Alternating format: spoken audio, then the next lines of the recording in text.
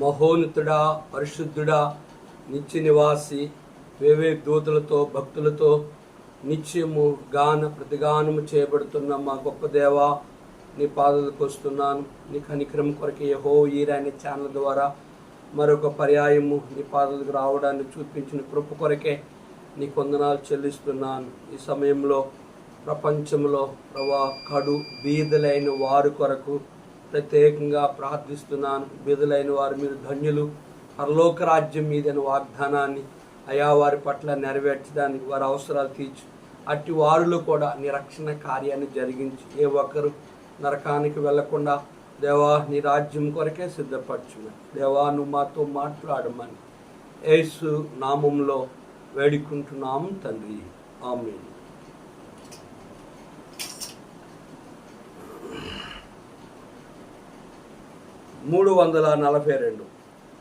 యేసు ప్రభువే గాక వసుధలో రాక్షకుడే లేడు, వసుధలో రాక్షకుడే లేడు. సార్వత్రికమున సార్వజగమున సార్వత్రికమున సార్వజగమున వెదకిన గాని వేసారే నను, వెదకిన గాని వేసారే నను. యేసు ప్రభువే గాక వసుధలో రాక్షకుడే లేడు, వసుధలో రాక్షకుడే లేడు. బైబిల్ చూపెడు జీవ మార్గము, బైబిల్ చూపెడు జీవ మార్గము. భూమిలోనే తట కనుగొనలేము, భూమిలోనే తట కనుగొనలేము. యేసు ప్రభువే గాక వసుధలో రాక్షకుడే లేడు, వసుధలో రాక్షకుడే లేడు. యేసుకొనే నీ వాసము కాగా, యేసుకొనే నీ వాసము కాగా. సుస్థిరమాయన నారాక్షణ, సుస్థిరమాయన నారాక్షణ. యేసు ప్రభువే గాక వసుధలో రాక్షకుడే లేడు, వసుధలో రాక్షకుడే లేడు. యేసులో గాక మోక్షము లేదు, యేసులో గాక మోక్షము లేదు. మరువకు మనసా కరుణామయుని, మరువకు మనసా కరుణామయుని. యేసు ప్రభువే గాక వసుధలో రాక్షకుడే లేడు, వసుధలో రాక్షకుడే లేడు.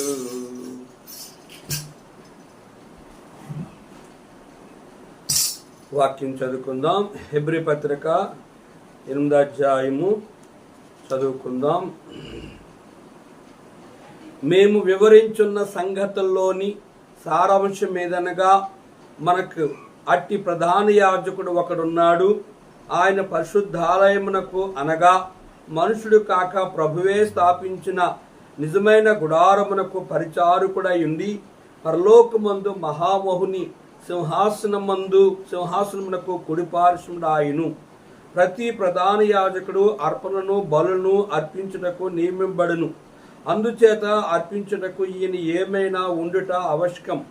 ధర్మశాస్త్ర ప్రకారము అర్పణలను అర్పించేవారున్నారు గనుక ఈయన భూమి మీద ఉన్న ఎడల యాజకుడై ఉండడు. ఆ శ్రేష్టాంబు గ్రంథములో ఎచోట చూచిన ఆదరణయున్నది, సుఖదుఖములో వాగ్దానమున్నది. విశ్వాసముంచి ధ్యానించుడి, విశ్వాసముంచి ధ్యానించుడి.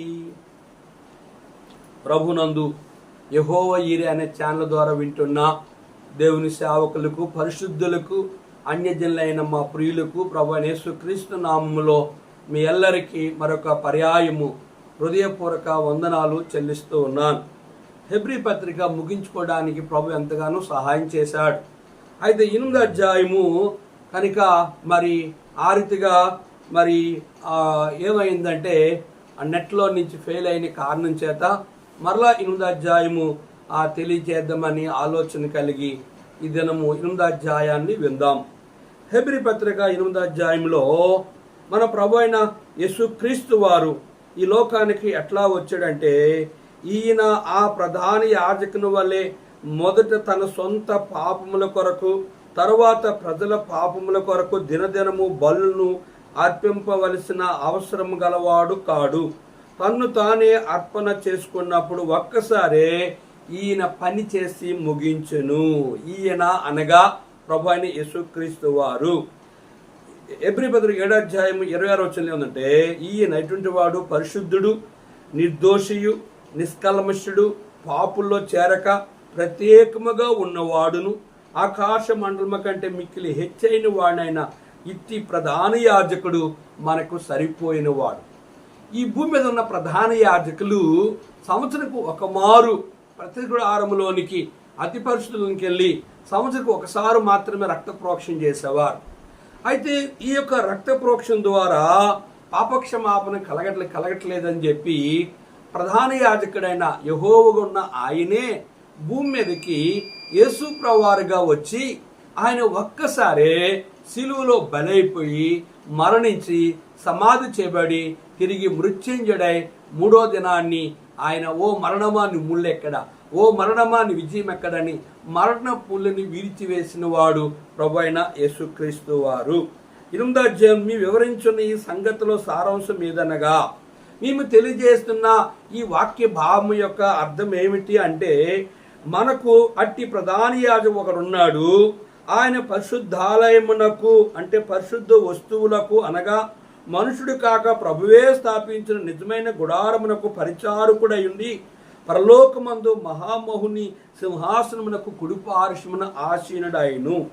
మనకు అట్టి ప్రధాన యాజకుడు. ఎట్టి ప్రధాన యాజకుడు అంటే అట్టి ప్రధాని. ఏంటి ఆ ప్రధాన యాజకుడు అంటే, దినదినము బలి అర్పించే యాజకుడు కాకుండా ఒక్కసారే బలి అయిపోయిన లోకపాపను మోసుకుని పోవు దేవుని గొర్రెపిల్లైన యేసు ప్రభువారు ఒక్కమారే సిలువలో బలయ్యి పరిశుద్ధ స్థలంలో ఉన్న ప్రతి గుడారంలో ఉన్న ప్రతి వస్తువును కూడా పరిశుద్ధపరచడానికి భూమి మీదకి వచ్చి ఆయన మనుషుడు కాక ప్రభువే స్థాపించిన నిజమైన గుడారము పరలోకము, నిజమైన ఆ పరలోక గుడారములో ప్రవేశించడానికి ప్రతి మానవుని కనుక పరలోకములో మహోన్నతుడైన ఆ సింహాసనములను మహామహుడగు ఆయనతో పాటు నిత్యము ఆసీనుడై యుగయుగాలు ఉండాలని ఆయన నిన్ను నన్ను ఇష్టపడి కోళ్ళు గొర్రెలు ఎడ్ల రక్తం ద్వారా పాపక్షమాపణ కలగట్లేదు గనుక ప్రతి యాజకుడు దినదినము సేవ చేయొచ్చు, పాపములను తీసివేయలేని మాటికి ఆ బలులే అర్పిస్తున్నాడు గనుక వాటి ద్వారా పాపక్షమాపణ లేదు గనుక ఆయనే బలి పశువుగా వచ్చి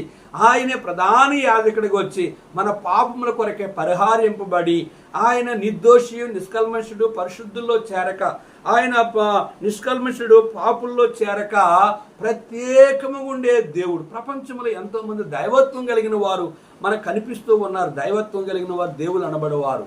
కానీ నిజమైన దేవుడు నిత్య జీవము కలిగిన వాడు ఎవరంటే ఒక ప్రభు అయిన యేసుక్రీస్తు వారే. 2వ వచనం చూసినట్లుగా అయితే 3వ వచనంలో గనుక ప్రతి యాజకుడు ప్రతి ప్రధాన యాజకుడు అర్పణను బలులను అర్పించుటకు నియమింబడును. అందుచేత అర్పించుట ఈయన ఏమైనా ఉండుట ఆవశ్యకము. ప్రతి ప్రధాన యాజకుడు అర్పణలను బలులను అర్పించడానికి నియమింపబడ్డాడు. అందుచేత అర్పించుటకు ఈయనకు ఏమైనా ఆవశ్యకం ఉండుట, ఈయనకి ఏమైనా అవకాశం ఉంది అని మనం చూస్తే ధర్మశాస్త్ర ప్రకారము అర్పణను అర్పించువారు ఉన్నారు గనుక ఈయన భూమి మీద ఉన్న ఎడల యాజకుడై ఉండడు. ప్రభువైన యేసుక్రీస్తు వారు ఈయన భూమి మీద ఉంటే లోకపాపను మోసుకుని పోవు ఆ గొర్రె పిల్లగా ఉండడు, కనుక నిజమైన యాజకుడిగా ఉండడు, పాపము కొరకే రక్త ప్రోక్షణ చేసేవాడు ఉండడు. కనుక అందుకే ఆయన నిజమైన యాజకుడిగా ఒక్క మారే ఆయన సిలువలో బలయి తన రక్తము ద్వారా మానవయాల పాప పరిహారము కొరకే ఆయన మరణ పునరుద్ధానము ద్వారా ప్రతి మానవుడు నోటి ఒప్పుకొని తన పాపములు హృదయమందు విశ్వసించి నోటితో ప్రార్థించినట్లా ఆ యేసు రక్తంలో పాపములు కడగబడుతాయి. కనుక ఈయన భూమి మీద ఉన్న ఎడల యాజకుడై ఉండడు. ఈయన కలకాలము భూమి మీద యాజకుడిగా ఉంటే కనుక ఈయన నిజమైన దైవత్వం కలిగిన వాడు కాడు, ఈయన మానవుడు అవుతాడని దాని అర్థం. ఇంకా 4-5 చూస్తే మోషే గుడారములో అమర్చబోయినప్పుడు కొండ మీద మనకు చూపబడిన మాదిరి చొప్పున సమస్తము చేయుటకు జాగ్రత్త పడము అని దేవుని చేత హెచ్చరింపబడిన ప్రకారము ఈ యాజకులు పరలోక సంబంధమగు వస్తువుల ఛాయా రూపకమైన గుడారమునందు సేవ చేయుదురు. మోషే గుడారంలో అమర్చబోయినప్పుడు, మోషే ప్రత్యక్ష గుడారాన్ని దాన్ని సిద్ధపరిచినప్పుడు దేవుడు కొండ మీద ఒక నమూనాన్ని, దేవుడు ఒక దర్శనాన్ని చూపించాడు మోషేకి. ఆ దర్శనాన్ని చూసి మోషే జాగ్రత్తగా దేవుడు ఏమి చెప్పాడో దాని పొడుగు వెడల్పు ఎంత, అది ఎన్ని రూములుగా ఆవరణం ఎంత, కనుక అతి పరిశుద్ధులం ఎంత, కనుక పరిశుద్ధ స్థలం ఎంత, ఏ స్థలంలో ఏ వస్తువులు ఉంచాలి అనేది దేవుడు మోషేకి అంతటిని కూడా ఒక దర్శన రూపంలో చూపిస్తూ వచ్చాడు. ఆ ప్రకారముగా మోషే దేవుడు చూపించి దాని విషయంలో జాగ్రత్త పడి దేవుని చేత హెచ్చరింపబడిన ప్రకారము ఈ యాజకులు పరలోక సంబంధము వస్తువుల ఛాయా రూపకమైన గుడారమునందు సేవ. ఈ యాజకులు అనగా భూమి మీద తాను పిలిచిన సేవకుల్ని ప్రత్యక్ష గుడారములో సేవ చేయడానికి యాజకులుగా లేవి సంతతి వారిని దేవుడు ఎన్నుకున్నాడు.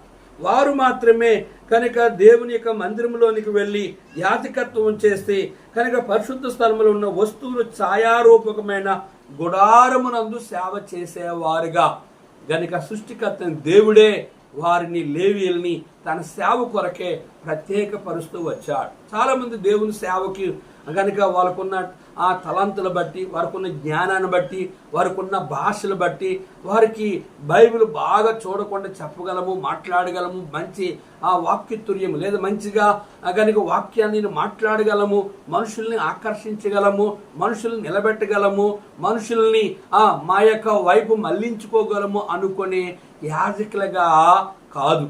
కనుక దేవుని చేత ఏర్పరచబడిన యాజకులు మాత్రమే దేవుని మందిరంలో ప్రత్యక్ష గుడారములో సేవ చేయాలి. ఆ సేవకుల్ని దేవుడే తన పేరు పెట్టి పిలిచాలి. ప్రభువైన యేసుక్రీస్తు వారు భూమి మీద కనుక పాత నిబంధనలో కనుక మనం చూస్తే కనుక యాకోబు సంతతి చూసిన 12 గోత్రాలు వారిని దేవుడు మొదటిగా ఏర్పాటు చేసుకున్నాడు. కొత్త నిబంధనలు చూస్తే ప్రభువైన యేసుక్రీస్తు వారు భూమికి వచ్చిన తర్వాత తన శిష్యులైన వారిని 12 మందిని తన సేవకులుగా ప్రత్యేకపరిచినట్లు మనం చూస్తున్నాం. అలాగే అనేకుల్ని ప్రభు నూతన నిబంధనలో ఆయన పేరు పెట్టి మీరు వెంబడించండి అని చెప్పినట్లుగా మనం చూస్తున్నాం. కనుక ఆ రీతిగా దేవుని సేవ అనేది ఆయన పిలవకుండా సేవకు రాకూడదు. కొంతమంది ఉద్యోగాలు చేస్తూ సేవ చేస్తూ ఉంటారు, చేయొచ్చు, కానీ అతడు యాజకుడు కాడు, అతడు దేవుని పరిచారకుడు కాదు, అతడు దేవుని చిత్తాన్ని నెరవేర్చేవాడు. ఎందుకంటే ఒక వ్యక్తి 2 యజమానులకు దాసుడుగా ఉండనేరడు. ఒకరిని సంతోష పెడతాడు, ఒకరిని దుఃఖ పెడతాడు. కనుక ఆదివారము కనుక ప్రభుత్వం వారు ఏదైనా ప్రకటించారనుకో, అప్పుడు ఆరాధన విడిచిపెట్టి ఆ స్థలానికి వెళ్ళాలి. అందుకే ప్రత్యక్ష గుడారములోనికి ఎవరు పడితే మిగిలిన 11 గోత్రాల వారు వచ్చి ఎప్పుడు ప్రత్యక్ష గుడారములో సేవ చేయలేదు. దీని అర్థం ఏంటంటే ప్రభువు చేత పిలువబడాలి, ప్రభువు చేత పంపబడాలి. అపోస్తులు అంటే అర్థం ఏంటంటే పిలువబడిన వారు, పంపబడిన వారు. కానీ ఎవరు పంపాలి? సంఘం పంపాలి. ఎక్కడ కనిపెట్టాలి? యెరూషలేములో కనిపెట్టాలి. దేవుని చిత్తాన్ని కనుగోవాలి. సంఘము అభిషేకించి అతని పరిచర్యకు పంపించాలి. సంఘము వెనుకుండి అతని ప్రోత్సహించేదిగా ఉండాలి. వెళ్ళిన వ్యక్తి సంఘానికి వచ్చి ప్రతి విషయాన్ని తెలియజేసేవాడుగా ఉండాలి.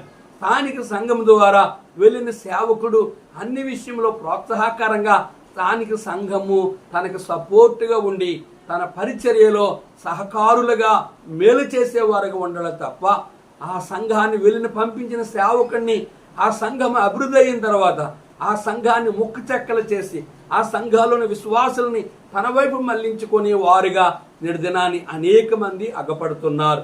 అటువంటి సేవ దేవుని సేవ కాదు. ఏ సేవకుడైతే సంఘాలని ముక్క చెక్కలు చేస్తున్నారు, సంఘాల్లో దుర్బోధన చేస్తారు, సంఘములో దేవునికి వాక్యాన్ని వ్యతిరేకరమ జీవిస్తారో వాళ్ళు దేవుని చేత పిలువబడిన వారు కాదు.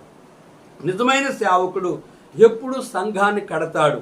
నిజమైన సేవకుడు సంఘాన్ని ఎప్పుడు ముక్కలు చేయడు. నిజమైన సేవకుడు ఒక సంఘ విశ్వాసాలని తన వైపు మళ్లించుకున్నవాడు కాదు. నిజమైన సేవకుడు స్థానిక సేవకుడు పిలవకుండా వారు ఎంత పెద్దోడైనా సేవకుడు రానే రాడు. అర్థమైందా? దైవ క్రమానికి దైవ చిత్తానికి లోబడి ఒక క్రమమైన జీవితాన్ని జీవిస్తారు. దేవుని చేత పిలువబడలేని వారు అందుకే ప్రభువు అక్రమ చేయవారారా నా అద్దు నుంచి పొండి, మీరెవరో నాకు నేను మిమ్మల్ని పిలవలేదు అని అంటాడు. కనుక ఇక్కడ ఇంకా మనం గమనించినట్లుగా అయితే ఈయన అయితే ఇప్పుడు మరి ఎక్కువైన వాగ్దానం బట్టి నియమింపబడిన మరి ఎక్కువైన నిబంధనకు మధ్యవర్తి ఉన్నాడు గనుక మరి శ్రేష్టమైన సేవకత్వం పొంది ఉన్నాడు. ఇక్కడ గమనించిన ఈయన అయితే అనగా ప్రభు అయిన యేసుక్రీస్తు వారైతే ఇప్పుడైతే మరి ఎక్కువైన వాగ్దానం బట్టి నియమింపబడను. తండ్రి వాగ్దానం చేశాడు, నేను భూమి మీద నేను పంపిస్తున్నాను, నా ప్రజల కొరకు నువ్వు సువార్త ప్రకటించాలి, నా ప్రజల కొరకు నువ్వు చనిపోవాలి, నా ప్రజల కొరకు శ్రమలు కష్టము నింద బాధ అవమానాన్ని అనుభవించాలి, నా ప్రజల కొరకు ఎటువంటి శ్రమైన భరిస్తావంటే వెళ్తానని ప్రభు అన్నాడు. కనుక ప్రభు అయిన యేసుక్రీస్తు భూమికి వచ్చి తండ్రి అప్పగించిన పనిని బల నమ్మక మంచి దాసుడిగా ఆయన తన ప్రాణాన్ని త్యాగం చేసి వాగ్దానాన్ని బట్టి నియమింపబడిన గనుక మరి ఎక్కువైన నిబంధనకు మధ్యవర్తి ఉన్నాడు. నిబంధన అంటే క్రొత్త నిబంధన. పాత నిబంధన అంటే ధర్మశాస్త్ర ప్రకారం కోళ్ళు గొర్రెలు ఎడ్ల రక్తము ద్వారా పాపక్షమాపణ కలుగనక క్రొత్త నిబంధనగా యేసు ప్రభువారు వచ్చి లోక పాపను మోసుకుని పోవు దేవుని గొర్రె పిల్లగా ఆయన బలి అయ్యి తన రక్తాన్ని కాచి మరి శ్రేష్టమైన సేవాకత్వం పొంది ఉన్నాడు. మరి శ్రేష్టమైన భూమి మీద యేసు ప్రభు సేవలో ఎన్నో రకాలు ఉన్నాయి. తప్పుడు బోధలు ఉన్నాయి, తప్పుడు సిద్ధాంతాలు ఉన్నాయి, తప్పుడు సేవ చేసే సేవకులు ఉన్నారు, తప్పుడు సిద్ధాంతాలను అనుసరించే విశ్వాసులు ఉన్నారు. కనుక అనేక రకాలైన వారు ఉన్నారు. కానీ భూమి మీద కూడా అనేక మంది దేవులు దేవతలు దైవాలు గురువులు అమ్మతల్లు బాబాలు అనేక మంది మనుషులే దైవత్వముగా పూజించుకున్న ఈ దినాల్లో కూడా మరి శ్రేష్టమైన సేవాకత్వం పొంది ఉన్నాడు. తండ్రి చేత ఆయన పంపబడ్డాడు. తండ్రి అప్పగించిన పనిని నమ్మకముగా చేశాడు. తండ్రి తనకు ఏది చెప్పాడో అది వచ్చి తండ్రి సెలవు చొప్పునే యేసు ప్రభువారు కొత్త నిబంధనలో తండ్రి చెప్పలేని పని ఏ పని చేయలేదు. తండ్రి వెళ్ళొద్దు అనే స్థలానికి ఆయన వెళ్ళలేదు. తండ్రి ఎక్కడికి వెళ్ళమంటే ఏ రీతిగా తన కొరకు బ్రతకమంటే, ఏ రీతిగా ప్రజలను స్వస్థపట్టి, ఏ రీతిగా వాళ్ళకి మేలు చేయమంటే ఆ రీతిగానే కుమారుడిని యేసుక్రీస్తు వారు చెప్పి చివరికి ఆయన అన్నాడు, తండ్రి నా ఆత్మ నీకు అప్పగిస్తున్నాను అని తండ్రికి తన ఆత్మను అప్పగించేవాడై ఉన్నాడు. తండ్రి కుమారుడు యేసుక్రీస్తు వారు సిలువలో ఆ ఘోరమైన 39 కొరడా దెబ్బలు ఆయన ముఖము వేశారు, ఆయన గడ్డం పెరిగి వేశారు, ఆయన పిడిగుద్దులు గుద్దారు, ఆయన ఏళన చేశారు, ఆయన అవమానపరిచారు, 6 తీర్పులు తీర్చారు. నిరపరాధి, నిర్దోషి, నిష్కలంకుడు, పరిశుద్ధుడు, ఇతని ఏ దోషము అగపడలేదు, ఇతడులో ఏ పాపము లేదు, అగపడలేదని తీర్పు తీరుస్తూ వచ్చారు. ప్రభువైన యేసుక్రీస్తు వారు మరణించి పునరుద్ధానులై తిరిగి లేచి ఆయన నిజమైన శ్రేష్టమైన సేవకత్వమును సేవ చేసి ఆయన మన పాప పరిహారం కొరకే బలైపోయి తన రక్తము ద్వారా మన పాపమును విమోచించడానికి నూతన నిబంధనగా ఈ భూమి మీదకి వచ్చాడు. కనుక అటువంటి యేసుప్రభువారు తండ్రికి ఇష్టమైన సేవ చేసినట్లుగా ఈ ఉద్దేశం మనకు అర్థం. భూమి మీద ఉన్న సేవకులందరూ కూడా మనం ఏమి అర్థం చేసుకోవాలంటే ప్రభు అయిన యేసుక్రీస్తు వారు భూమి మీద ఏ రీతిగా సేవ చేశాడో, ఏ రీతిగా తండ్రి చిత్తాన్ని నెరవేర్చాడో ఆ రీతిగానే ప్రతి సేవకులు జీవించాలా తప్ప దేవునికి విరోధకరమైన సేవ, బైబిల్కి విరోధకరమైన సేవ, స్థానిక సంఘానికి విరోధకరమైన సేవ, తోటి సేవకునికి హాని కీడు చేసే సేవ.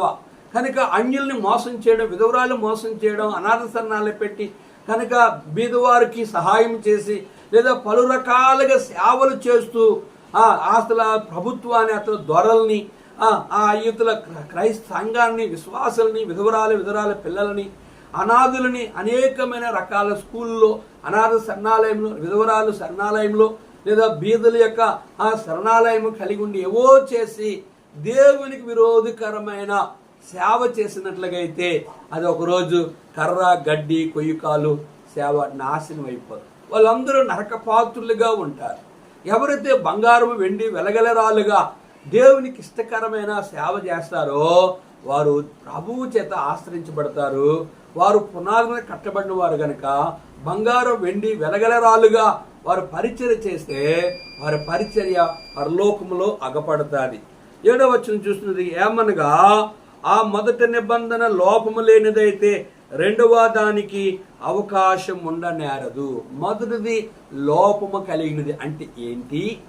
ఆదికాండం నుంచి మలాకి గ్రంథం వరకు కూడా ఆ మొదటిది నిబంధన లోపము లేనిదైతే రెండవ దానికి అవకాశం ఉండనేరదు. మొదటి దానికి ఏంటి లోపం అంటే కోలు, గొర్రెలు, ఎడ్లు, మేకలు, ఆకాశ పావుల రక్తము ద్వారా ఏ మానవ పాపం పరిహారము కాదు గనుకనే ఇదిగో లోక పాపను మోసుకొని పోవు దేవుని గొర్రెపిల్లగా, నిర్దోషమైన గొర్రెపిల్లగా, ఏడాది గొర్రెపిల్లగా, కనుక పాపము లేని గొర్రెపిల్లగా, పరిశుద్ధుడైన గొర్రెపిల్లగా, కనుక లోక పాపమును అంతటిని కూడా తన రక్తం ద్వారా కడగడానికి ఆయనే కొత్త నిబంధనగా వచ్చి సర్వ మాన పాప పరిహారము కొరకే రక్త ప్రోక్షణ అవసరం తద్రక్తం పరమాత్ముడైన పుణ్యాత్ముడైన దైవత్వముగా యేసుప్రభు వారే సిలువలో తన రక్తాన్ని కాచాడు. ఆ రక్తం కిందకి ఎవరొచ్చి యేసుప్రభు నేను పాపిని ఒప్పుకుంటారో అట్టి వారికి రెండవ దానికి అవకాశము ఉండనేరదు. కనుక మొదటిదేమో కనుక మొదటి దానిలో లోపం ఉంది కనుక రెండవ నిబంధన అంటే క్రొత్త నిబంధనగా యేసుప్రభు వారు వచ్చి మన కొరకు ఆ త్యాగం చేయవలసి వచ్చింది. అయితే ఆయన ఆక్షేపించి వారితో ఇలాగ చెప్పుచున్నాడు, ప్రభు ఇట్లనను, ఇదిగో కాలం వచ్చున్నది, అప్పటిలో ఇశ్రాయేలు ఇంటి వారితోనూ యూదావారి ఇంటి వారితోనూ నేను క్రొత్త నిబంధన చేయుదును. ఇక్కడ గమనించినట్లయితే అయితే ఆయన ఆక్షేపించి వారితో ఇలాగ చెప్తున్నాడు. ఏంటి ఆయన వారితో ఆపేక్షించాడు కనుక మొదటి నిబంధనను కనుక ఆయన కొట్టివేయరాలదు కానీ దాన్ని నెరవేర్చడానికి వచ్చాడని లేఖనం సెలవిస్తుంది. కనుక ఆయన మొదటి నిబంధన ద్వారా ప్రజలకి పాపక్షమాపణ కనుక తన స్వరక్తము చేత ప్రజలు విడిపించడానికి ప్రభు ఇట్లనను, ఇదిగో ఒక కాలం వచ్చుచున్నది, అప్పట్లో ఇశ్రాయేలు ఇంటి వారితో. ఒక కాలం వస్తుంది, అప్పట్లో ఇశ్రాయేలు ఇంటి వారు అంటే ఇశ్రాయేల్ అంటే యాకోబు రెండో పేరు ఇశ్రాయేలు ఇంటి వారితో. కనుక ఏం చేస్తుందంటే అప్పట్లో ఇశ్రాయేల్ ఇంటి వారితోను యూదావారి ఇంటి వారితోను నేను క్రొత్త నిబంధన చేయను. ఇశ్రాయేల్ అంటే యాకోబు కుమారుడు, యాకోబు రెండో పేరు ఇశ్రాయేలు, యాకోబు కుమారుడు యోదా ఇంటి వారితోను నేను క్రొత్త నిబంధన చేసేదను. యోదా తన కోడలైన తామారుతో పోయి పెరేస్ని కన్నాడు, పెరేస్ ఎస్రోము కన్నాడు, ఎస్రోము ఆరాముని కన్నాడు, ఆరాము అమ్మినాదబు కన్నాడు, అమ్మినాదబు నైసోని కన్నాడు, నైసోన్ సల్మాన్ కన్నాడు, సల్మాను రాహాబునందు బోయజుని కన్నది, బోయాజు ఒబేదుని కన్నాడు, ఒబేది యెష్యాని కన్నాడు, యెష్యా దావీదుని కన్నాడు, దావీదు యేసుప్రభుని కన్నాడు. అంటే మోసగాడని యాకోబు రెండో పేరు ఇశ్రాయేలు గర్భవాసు నుంచి వచ్చిన యోదా కుటుంబ గర్భవాసులో నుంచి ఆయనే గర్భవాసు ద్వారా ప్రభువైన యేసుక్రీస్తు వారు క్రొత్త నిబంధనగా అంటే అందుకే ఆయన యోదా గోత్రపు సింహము, ఆయన యోదా గోత్రపు గుమ్మము ద్వారానే ఆయన రక్తంలో కడగబడిన వారు పరలోక రాజ్యములోనికి ప్రవేశిస్తారని దాని అర్థం. అది నేను ఐగుప్తు దేశములో నుండి వీరి పితరులను వెలుపలికి రప్పించుటకై వారిని చెయ్యి పట్టుకున్న దినమున వారితో నేను చేసిన నిబంధన వంటిది కాదు. ఏమనగా వారు నా నిబంధనలో నిలవలేదు గనుక నేను వారిని అలక్ష్యము చేస్తున్నాను అని ప్రభువు చెప్పుచున్నాడు. ఐగుప్తు దేశంలో నుండి ఇశ్రాయేలీలను వెలుపలికి రప్పించుటకై ఆయన చెయ్యి చాచి ఆ దినము కొరకే వారిని నడిపించడానికి దేవుడు ఇష్టపడ్డాడు యెహోవా దేవుడు. అయితే వారు ఆయన నిబంధనను వారు ఏం చేశారంటే ఆయన వాగ్దానాన్ని, ఆయన నిబంధనను వాళ్ళు ఆ వాగ్దానములో నిలవలేదు కనుక, ఆయనను యెహోవాను నిర్లక్ష్యం చేశారు కనుక ప్రభు ఇట్లు చెప్తున్నారు. కనుక సృష్టికర్త దేవుడు 430 సంవత్సరాలు ఐగుప్తు దేశంలో ఫరో కింద వెట్టి చాకిరి చేసిన వారుగా ఉంచి భయంకరమైన కష్టాల గుండా ఇశ్రాయేలీయులను దేవుడు ఫరో రాజు ద్వారా చాలా సమస్యలు సృష్టించి చాలా కష్టాలు పెట్టించాడు. ఎందుకంటే వారు దేవుని అబ్రహాము, ఇస్సాకు, యాకోబులకు ఇచ్చిన వాగ్దానాన్ని వారు నమ్మలేదు. వారు మోషే మాట వినలేదు. ఆయన వాగ్దానాన్ని నమ్మలేదు. ఆయన వారి నిబంధనలు నిలవలేని కారణం చేత దేవుడు ఐగుప్తు నుంచి వారిని తీసుకొస్తున్న మాట ఇచ్చాడు, కానీ ఆ మాట వారు నమ్మలేని వారై అయ్యారు. ప్రభు ఇట్లనను, ఆ దినములైన తరువాత ఇశ్రాయేలు ఇంటి వారితోను నేను చేయబో నిబంధన ఏదనగా వారి మనసులో నా ధర్మ విధులు ఉంచుదను, వారి హృదయముల మీద వాటిని వ్రాయుదును. నేను వారికి దేవుణ్ణయుందును, వారు నాకు ప్రజలయుందురు. ప్రభు ఇట్లు చెప్తూ ఆ దినములైన తర్వాత ఇశ్రాయేలు ఇంటి వారితో ఆయన ఒక నిబంధన చేశాడు. వారి మనసులో నా ధర్మ విధులు ఉంచుతాను కనుక, నా ధర్మశాస్త్రాన్ని ఉంచుతాను కనుక, నా ఆజ్ఞలు వారిలో ఉంచుతాను. వారి హృదయముల మీద నా వాక్యాన్ని ఉంచుతాను కనుక వాటిని రాస్తాను. వారి నోట్లో నా మాటలు ఉంచుతాను. వారి భాషకి మధ్య నా వాక్యం ఉంచుతాను. వారు ఎక్కడికి వెళ్ళినా నా గ్రంథమును చేత పట్టుకుని వెళ్ళాలి. వారి ఇంటి ద్వారబంధాలకి, వారు ఇంటికి కనుక దేవుని వారి నోట నా మాటలు ఉంచుతాను. అవి వారి నోట్లో నుంచే నేనంటే ఏమిటో అనేకులకు వారికి తెలియజేసినట్లుగా, సాక్ష్యం ఇచ్చినట్లుగా వారిని సిద్ధపరుస్తానని.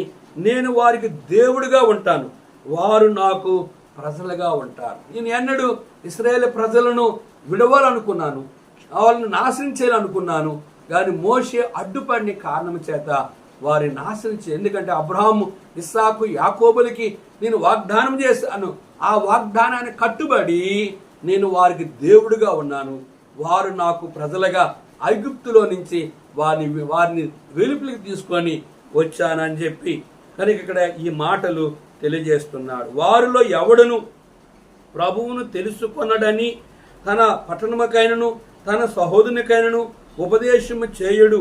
వారిలో చిన్నలు మొదలుకొని పెద్దల వరకు అందరూ నన్ను తెలుసుకొందురు. వారిలో ఎవడను ప్రభువుని తెలుసుకొనడని, ఎవరు తెలుసుకోలేక ఇష్టం లేకపోయినప్పుడు కూడా, వారి పట్టణముకైనను వారి సహోదరులకైనను వారికి ఉపదేశం చేయకపోయినప్పుడు కూడా, వారిలో చిన్నలు మొదలుకొని పెద్దల వరకు అందరూ నన్ను తెలుసుకున్నట్లుగా చేస్తాను అని దేవుడు ఇశ్రాయేలీయులని అనేక కష్టాలు, బాధలు, శ్రమల గుండా తీసుకెళ్ళినప్పుడు వారు ఆయన దగ్గర మొరపెట్టారు. వారు మూలుగుతూ వచ్చారు, వారు కన్నీరు కారుస్తూ వచ్చారు. వారు యావత్తు బాధలో దేవునికి మొరపెట్టేవారుగా చేశారు. వారు దేవుని ఆశ్రయించినట్లుగా చేశాడు. వారు ఆయన మీద ఆధారపడేవారుగా చేశాడు. దానికి ఇశ్రాయేలీయులు దేవుని మీద ఆధారపడి ఆయన సన్నిధానంలో మొరపెట్టేవారుగా, ఆయన అవసరం మనకి అన్నట్లుగా వారిని సిద్ధపరుస్తూ వచ్చాడు. నిర్దినాన్ని సేవకులుగా, విశ్వాసులుగా మన జీవితాల్లో పలుమారులు ఆయనకు విరోధముగా విశ్వాసగా, సేవకుడిగా జీవించడానికి ప్రయత్నించినప్పుడల్లా కూడా కానీ కాడికి లోబడి కేడికి అనేక మంది దెబ్బలు తగులుతాయట. కనుక దుష్టుని పళ్ళు విరగొట్టువాడు ఆయన బైబిల్ చదివిస్తుంది. మూర్ఖుని వీపుకు బెత్తం తగిన బైబిల్ చదివిస్తుంది. కనుక ఆయన మాట వినలేని వారిని ఎట్లా నడిపిస్తాడంటే శ్రమల గుండా, కష్టముల గుండా, బాధల గుండా, శత్రువు చేత బాధ పెట్టినప్పుడు, రోగం వచ్చినప్పుడు, ఆర్థిక పరిస్థితులు వచ్చినప్పుడు, భయంకరమైన ఇంటిలో సమస్యలు వచ్చినప్పుడు, విశ్వాస జీవితంలో కఠినమైన సమస్యలు వచ్చినప్పుడు, ఆర్థిక పరిస్థితులు వచ్చినప్పుడు, సేవకుల ద్వారా నష్టం వచ్చినప్పుడు, విశ్వాసుల ద్వారా ఆపద వచ్చినప్పుడు, అన్యుల ద్వారా అవమానం కలిగినప్పుడు, ఎటువంటి వ్యక్తి అయినా దేవుని దగ్గరికి వెళ్ళి ఆయన దగ్గరికి వెళ్ళి మొరపెట్టేవలసిన దినాన్ని ఆయన తీసుకొచ్చేవాడై ఉంటాడని దీని యొక్క అర్థం.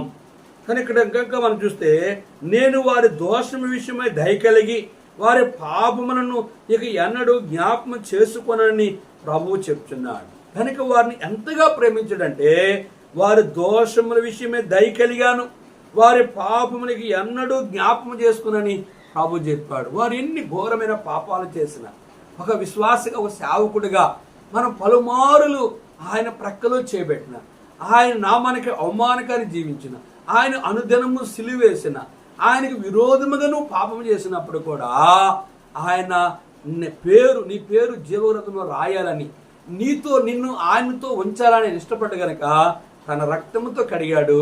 నీ పాపములు అంటే నేనే నీ యొక్క అతిక్రమలను తుడిచివేయుచున్నాను, ఎన్నడూ నేను దోషములు జ్ఞాపకము చేసుకొనను అని చెప్పగలిగే సమర్థ కలిగిన దేవుడు, సృష్టికర్త దేవుడు ఎవరంటే ఒక్క ప్రభైన యేసుక్రీస్తు వారే.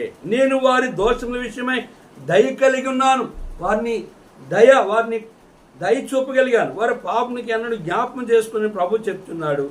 ఆయన క్రొత్త నిబంధన అని చెప్పుడు చేత మొదటిది పాతది చేస్తున్నాడు. ఆయన మొదటిది అంటే పాత నిబంధన, పాతది చేసి క్రొత్త నిబంధన అనే ఆయన జీవితమును ఆయన ఈ లోకానికి వచ్చి మత్తయి, మార్కు, లోక, యోహాను ఈ 4 పుస్తకాలు 4 శిష్యుల ద్వారా రాయించి ఆయన ఈ భూమి మీదకి వచ్చి మన పాప పరిహారము కొరకే ఆ పాత నిబంధన ద్వారా, మొదటి నిబంధన ద్వారా కనుక ఆదికాండం మలాఖీ గ్రంథం వరకు కూడా కోళ్ళు, గుర్రెలు, ఎడ్ల రక్తం, ఆకాశ పావుల రక్తం ద్వారా క్షమాపణ లేదు గనక తానే బలి పశువుగా వచ్చి లోక పాపను మోసుకుని దేవుని గొర్రెపిల్లకి వచ్చి ఆయన బలి అయిపోయి ఆ 2వ నిబంధన ద్వారా నిన్ను నన్ను పరిశుద్ధపరచడానికి ఆయన ఇష్టపడుతూ వచ్చాడు. ఏది పాతగిల్లి ఉడికిపోవునో అది అదృశ్యమగుటకు సిద్ధంగా ఉన్నది. కనుక ఏది పాతగిల్లి ఉడికిపోయిందో కనుక పాత మరి అవసరం లేదు అనుకున్న సమయంలో కనుక దాని ద్వారా ఏ మానవుడు పరలోకాన్ని చేరలేడు అనుకున్న సమయంలో ఆయన క్రొత్త నిబంధనగా భూమి మీదకి ఒక సేవకుడిగా వచ్చి, ఆయన ఒక యాజకుడిగా వచ్చి, ఆయనే సర్వ మానవాళి కొరకే, పాపము కొరకే సిలువలో మరణించి రక్తము కార్చి సమాధి చేయబడి ఏది పాతకెళ్ళి ఉడికిపోవునో అది అదృశ్యమగుటకు సిద్ధముగా ఉన్నది. అంటే నిర్వర్తన మగుటకు అంటే పాతది కనుక పాత నిబంధనను దానిని కొట్టివేయరాదు కానీ దాన్ని నెరవేర్చడానికి తన రక్తాన్నే నా పాప పరిహారము కొరకే ఆయన రక్త ప్రోక్షణం, పాప విమోచనం.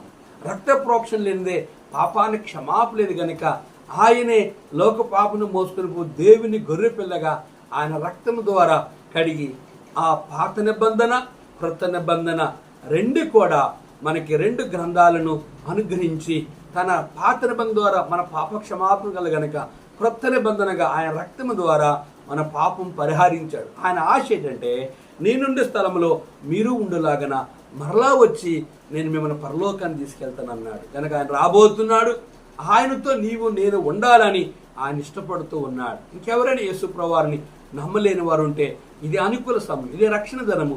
ఇప్పుడే నీ పాపములు ఒప్పుకొని నూతన నిబంధనలో నీ రక్తంతో నన్ను కడుగు ప్రభువా అంటే చాలు, ఆయన నిన్ను పరలోకం సిద్ధపరుస్తారు. ప్రియ దేవుని సేవకులారా, పరిశుద్ధులారా, మన జీవితంలో కూడా ఆ ప్రధాన యాజకుడిగా వచ్చిన ఆయన అప్పగించబడిన పరిచర్యలో ఒక విశ్వాస, ఒక సేవకుడిగా, బల, నమ్మక, మంచి దాసురాలుగా మనం జీవించినప్పుడే యుగాలు ఆయనతో ఉండగలుగుతాం. ప్రభు మాటలు దీవించునుగాక. ఆమేన్. సర్వాధికారి కొన్ని మాటలు మా ప్రియులు అన్నారు. అన్య జనుల్ని, ప్రజల్ని రక్షించు, విశ్వాసులు, సేవకులు ఎదుట విశ్వాసంగా నమ్మకముగా బ్రతికి నీ రాజ్యంలో ప్రవేశించేవారుగా సిద్ధపరచు. సేవకులు అయా నీకు ఇష్టకరమైన సేవ చేసేవారుగా బలపరచుమని యేసు నామములో అడిగి వేడుకుంటున్నాం తండ్రి. ఆమేన్. మన పరమ తండ్రి దేవుని ప్రేమయు, కుమారుని యేసుక్రీస్తు వారి కృపయు, పరిశుద్ధాత్మక అన్య సహవాసము తాను ప్రేమించు వారికి కూడిన మనకు తోడుండి ఆశీర్వదించునుగాక. ఆమేన్. యేసు ప్రభువే గాక వసుధలో రక్షకుడే లేడు, వసుధలో రక్షకుడే లేడు. అందరికీ ప్రైజ్ ది లార్డ్.